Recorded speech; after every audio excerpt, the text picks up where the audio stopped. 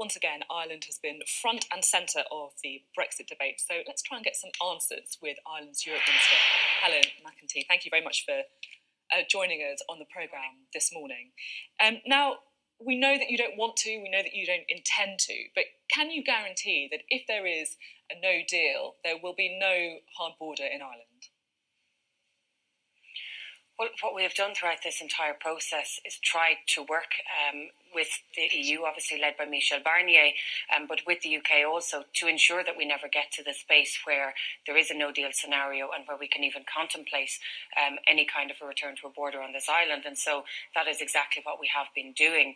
Negotiations have been ongoing for months and months at this stage, and we believe that we have found the best way to ensure that no matter what happens, no matter what kind of a future relationship that we have, that we never return to borders of the past. The withdrawal agreement and the backstop within the withdrawal agreement is the way to do that. But obviously, without that, our own opinion and from the Irish government point of view is that there are still obligations there. Brexit or no Brexit, the Good Friday Agreement is an international peace treaty. It was signed by the Irish government, by the political parties in the north, but also the UK government, and integral to that peace treaty and ensuring that we maintain the peace, not just on this island, but we know the impact that it had even further afield, is by ensuring that we don't have a border. And I believe that those obligations are there and must be fulfilled irrespective of the outcome of Brexit. I understand that you're working hard to try and make sure there is a deal, that you are very keen to fulfil the obligations. But I was kind of missed whether or not there was a guarantee that if there is a no deal, there won't be a hard border.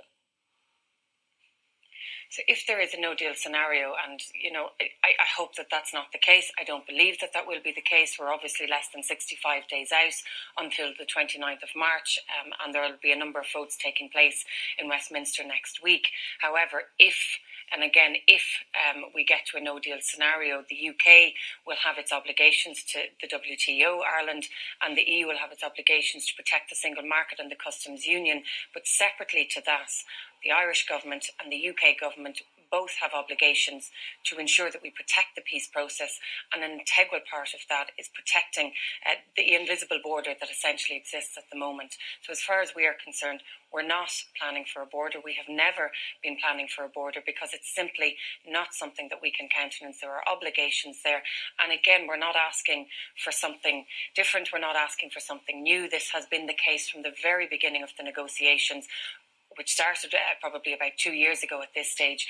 There was a commitment given by the Prime Minister many, many times last December, again in March, when she presented her Chequers paper, and as recently as last week. And so all we are asking is that those commitments are fulfilled.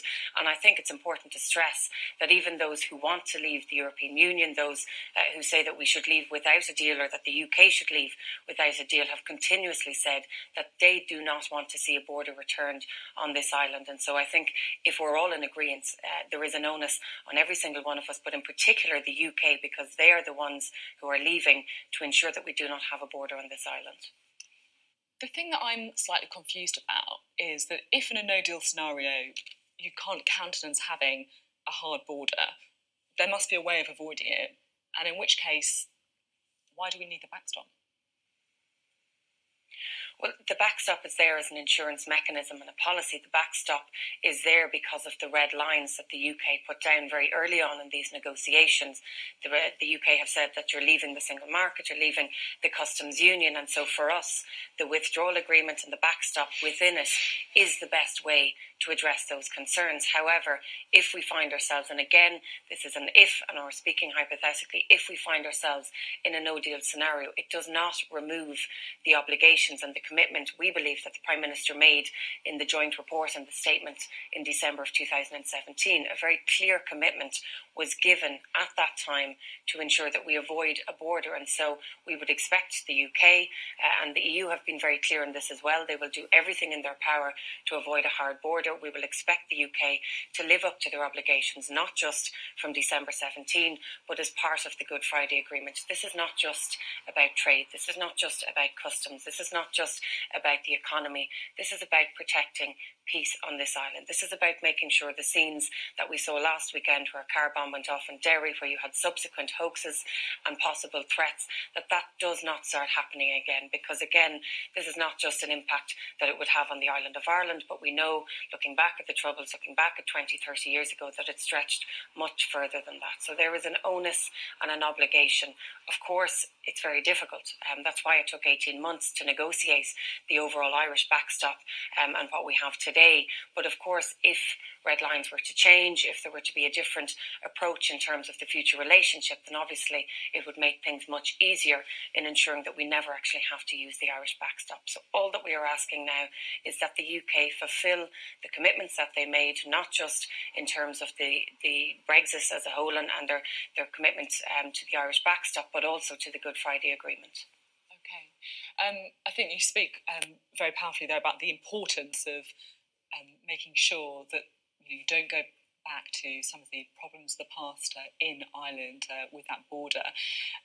So I just wonder if I could try and work out if there's any compromise that you are prepared to make, because of course Theresa May lost that vote by 230 votes, the worst defeat of any sitting government, which is quite extraordinary if you think about it. Some MPs next week are going to be calling for a time limit to the backstop, or perhaps a unilateral exit mechanism to the backstop.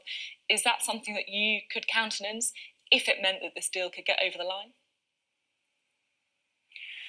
Well, to suggest that we would compromise on the Irish backstop is suggesting that we would compromise on the need and the requirement to ensure that we protect the peace that we've had for the past 20 years. To put a unilateral clause on a backstop, to put a time limit on the backstop, it ceases to become a backstop, or it ceases to be a backstop. It's not an insurance policy, it's not an insurance mechanism, and that is why we need it. We need it to make sure that we protect the peace. And, you know, while the vote might have lost by a significant amount, I absolutely don't believe that it was purely because of the Irish backstop. I've said many times before that I believe there were a lot of MPs who did not agree with the withdrawal agreement because of the fact that it kept them too closely tied to the European. Others felt that it wasn't close enough to the European Union. Others wanted to leave without a deal. There are those who I know don't want to leave at all, and those who aren't sure what they want. Yes.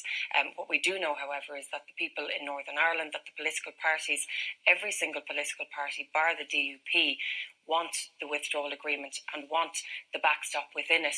Citizens, industry sectors, whether it's the farming community, whether it's manufacturing, food and drink, they all support the backstop.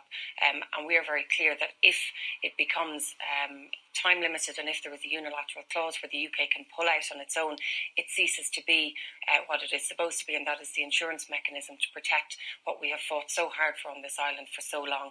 20 years is not a long time, and again, to go back to the weekend, it doesn't take very long to regress and to go back to problems that we had in the past, and that is what we are trying to avoid at all costs, and I believe that's what people in the UK want to avoid as well.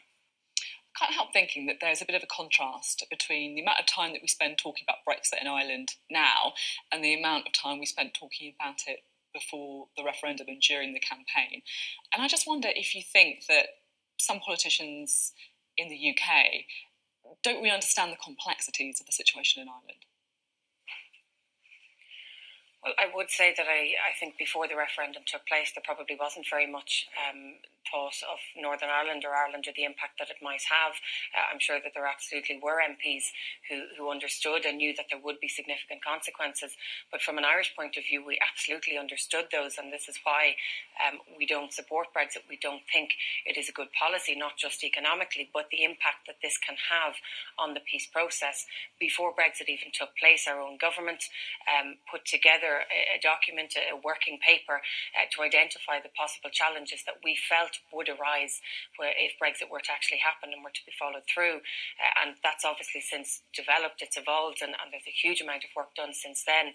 But we were very clear from the outset that this would have, particularly if the UK were to leave the single market and the customs union, extremely negative impact on the Good Friday Agreement and all that is connected with that, the all-island economy, the areas of cooperation, north and south, ranging from health to social protection to education. There's about 142 and possibly even more, but also the other integral parts of the Good Friday Agreement, including citizens' rights.